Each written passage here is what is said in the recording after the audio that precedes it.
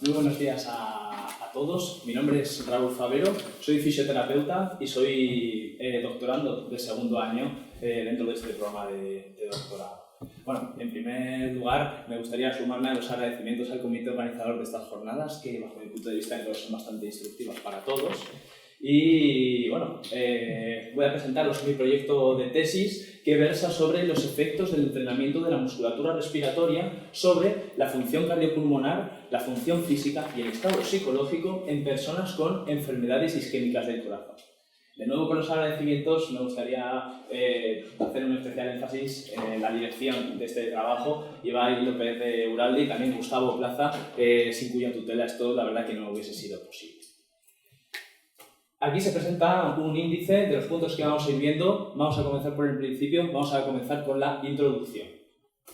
Una cosa que deben saber es que las enfermedades cardiovasculares son las que más discapacidad generan de todas, incluso por encima del cáncer. Y dentro de ellas, las enfermedades isquémicas del corazón prácticamente suponen la mitad de esa discapacidad general. Además, la prevalencia de las enfermedades isquémicas se está incrementando en los últimos años a nivel mundial, aumentando así también su importancia y su impacto en nuestra sociedad. Pero no solo eso, lo más grave es que en España esos datos de prevalencia están muy por encima de la media mundial, estimándose que actualmente hay hasta 1,5 millones de personas con enfermedades isquémicas en España que podrían beneficiarse de los resultados de esta tesis. A continuación vamos a analizar qué sucede tras un infarto.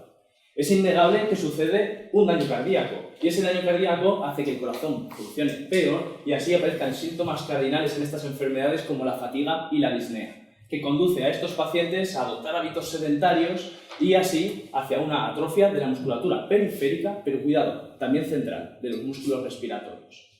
Todos estos puntos convergen en lo mismo: la intolerancia al ejercicio es clave en estas enfermedades. Tanto es así que prácticamente el 100% de las personas presenta algún tipo de intolerancia al ejercicio. Y no solo eso, estas se encuentran muy relacionadas con trastornos respiratorios, sobre todo mediados por una debilidad en la musculatura respiratoria. Así que parece que en esa intolerancia al ejercicio, la manera de respirar tiene algo que ver. Y es aquí entonces donde entra el entrenamiento de los músculos respiratorios, que es una nueva modalidad de entrenamiento de fuerza que ya presenta beneficios tanto desde un punto de vista fisiológico como clínico y que se puede aplicar perfectamente mediante telerehabilitación. Lo que busca este entrenamiento es mejorar la eficiencia de trabajo de la musculatura respiratoria, permitiendo que se fatigue a intensidades más altas de ejercicio, retrasando así la aparición de disnea y de fatiga en esta población. Con estos puntos aclarados, vamos a hablar de los objetivos de esta tesis. El primero iba a ser realizar una revisión sistemática del estado del arte de los efectos del entrenamiento de la musculatura respiratoria en personas con enfermedades isquémicas del corazón, para, con los conocimientos adquiridos, desarrollar el segundo objetivo, que era un ensayo clínico para ver los efectos de este entrenamiento en esta población, mediante telerehabilitación. Esto es un punto muy importante, puesto que los programas de rehabilitación cardíaca actual tienen un verdadero problema de adherencia y pensamos que esto iba a poder introducir una facilidad a los pacientes. Nos dimos cuenta de que la fatiga iba a ser un punto indispensable a evaluar en esta población. Sin embargo, no había ningún instrumento validado para ello, así que de manera intermedia realizamos una validación de un cuestionario. Empecemos con la revisión de la literatura, que fue una revisión sistemática con metaanálisis, se hizo de acuerdo con la declaración PRISMA y también se registró en PROSPER. Se buscó en 7 bases de datos diferentes y según el esquema PICOS, los pacientes deberían de tener un diagnóstico de enfermedades isquémicas del corazón.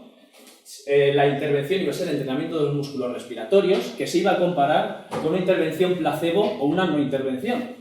Nuestras variables de interés eran la tolerancia al ejercicio, la calidad de vida y también la función pulmonar y respiratoria. Y solo íbamos a incluir ensayos clínicos controlados y aleatorizados con el propósito de incrementar la solidez de nuestras conclusiones. Este trabajo ya está terminado, se incluyeron un total de 12 estudios que agruparon 850 pacientes y se encontraron beneficios en términos de función respiratoria en todas las variables y también en el consumo máximo de oxígeno. Sin embargo, no hubo esos resultados en las variables espirométricas, en el test de 6 minutos marcha o en la calidad de vida. Sin embargo, el punto más importante de esta revisión fue el identificar que todos los estudios habían evaluado solo los efectos del entrenamiento inspiratorio y ninguno los efectos del entrenamiento inspiratorio y expiratorio combinado, que ya se estaba aplicando en otras patologías con muy buenos resultados clínicos, pero aquí no se conoce nada en absoluto. Esto es significativo puesto que ya la fatiga expiratoria se relaciona con fatiga del miembro inferior y disconfort también a ese nivel, e incluso en algunas patologías la fatiga expiratoria llega antes que la inspiratoria, pudiendo limitar antes la tolerancia al ejercicio. Así, identificamos un vacío dentro de la literatura que iba a ser investigado en el posterior ensayo clínico que veremos a continuación, pero antes teníamos que validar ese cuestionario de fatiga. Se trata del Multidimensional Fatigue Inventory, el cuestionario de fatiga más utilizado de toda Europa, por una razón, es el que le evalúa de una manera más holística. Presenta dimensiones de fatiga general, fatiga física, mental, actividad reducida y también motivación reducida. Queríamos ser ambiciosos y íbamos a realizar el análisis psicométrico más completo que se había hecho de este cuestionario, evaluando aspectos de la validez de contenido, validez de constructo, validez convergente, validez discriminante, aspectos de fiabilidad como la consistencia interna, la fiabilidad t-retest y también aspectos del error de medición. Para completar esta investigación necesitábamos un total de 200 participantes y simplemente comentarles que ya se han reclutado un total de 185 y el trabajo de campo está ya para terminar. No solo eso, resultados preliminares de esta investigación van a ser publicados como comunicación libre en el Congreso de la Sociedad Española de Cardiología, que de hecho va a ser en un mes en Málaga. Y ahora ya sí que sí, vamos a desglosar en qué consiste ese ensayo clínico.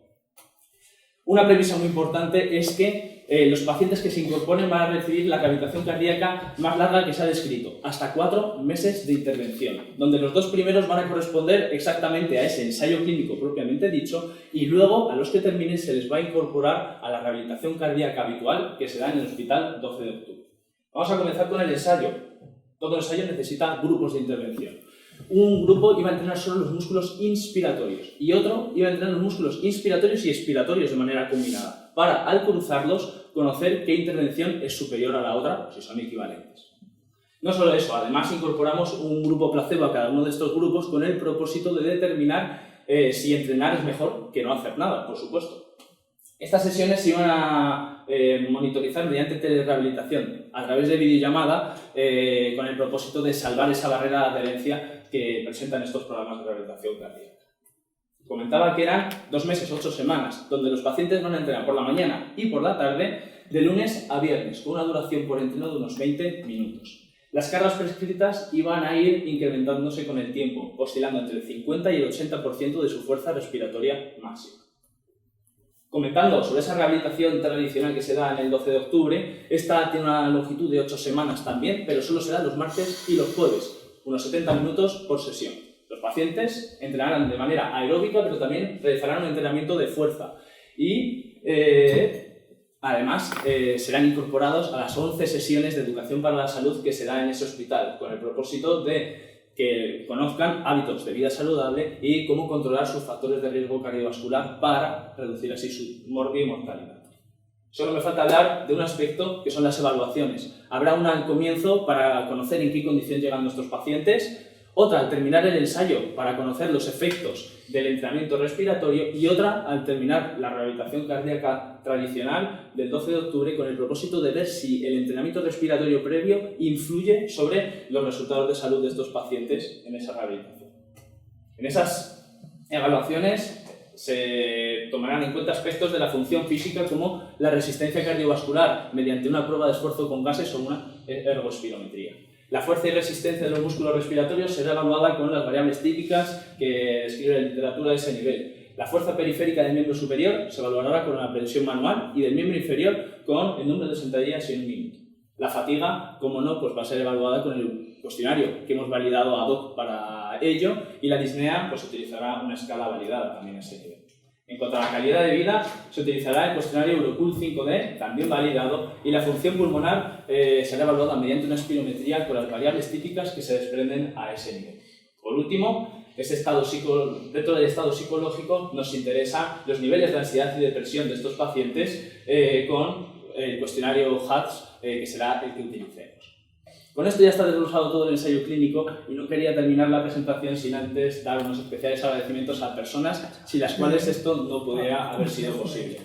Estoy hablando del fisioterapeuta Juan Izquierdo García, que pertenece a la Unidad Multidisciplinar de Rehabilitación Cardíaca del 12 de octubre, a la doctora Paz Sanzayán, que es médico y coordinadora dentro de esa unidad, y por supuesto a la doctora Tamara del Currán Núñez Flores, profesora de fisioterapia aquí en la facultad, cuyo trabajo la verdad que es inconmensurable y se lo agradezco mucho. No solo eso, sino también me gustaría agradecer al Ministerio de Universidades, puesto que a este proyecto que acaban de ver, tanto a mí como doctorando, se nos ha concedido un contrato predoctoral de FPU que me ha permitido pues, dedicarle, y continuar dedicándole todo el tiempo del mundo a esta tesis para que salga lo mejor posible. Espero que les haya resultado interesante. Muchas gracias por escucharme y estoy atento a vuestras preguntas. Gracias.